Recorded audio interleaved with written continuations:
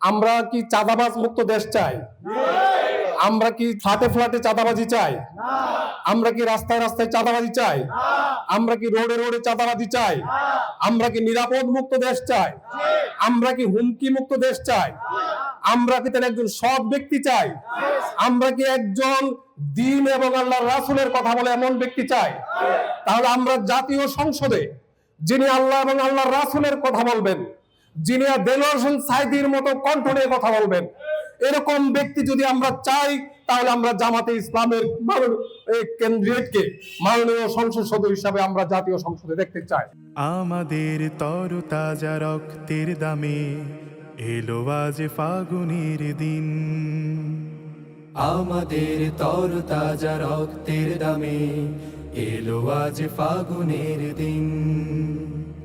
ধূসর বাগান জুড়ে ফুটেছে আবার, ধূসর বাগান জুড়ে ফুটেছে আবার গোলাপের হাসি অমলিন। এলো আজ ফাগুনের দিন। তবু জানি আজও আহা বাকি রয়ে গেছে, তবু জানি আজও আহা বাকি রয়ে গেছে দুর্গম পথ অফুরান সকল বিভেদ। আমরা এইটুকু প্রমিস করতে পারি, আকাঙ্ক্ষা ব্যক্ত করতে পারি, অভিপ্রায় ব্যক্ত করতে পারি, ইচ্ছা পোষণ করতে পারি যে অবশ্যই অবশ্যই আমাদের সন্তানরা যাতে আমাদের নবীদের জীবন জানতে পারে তা সিলেবাসে অন্তর্ভুক্ত হবে ইনশাআল্লাহ। দ্বিতীয়ত, ইবতেদায়ী যে সমস্ত স্কুলগুলিতে বিভিন্ন গ্র্যান্ড বন্ধ হয়ে গেছে বা এটা শর্ট করা হয়েছে, আরো ব্যাপকভাবে যাতে এই ইনস্টিটিউশন হয়, সেটাও ইনশাআল্লাহ আমরা করবো আল্লাহর মেহেরবানিতে এবং করার উদ্যোগ নেব। আপনারা দোয়া করবেন।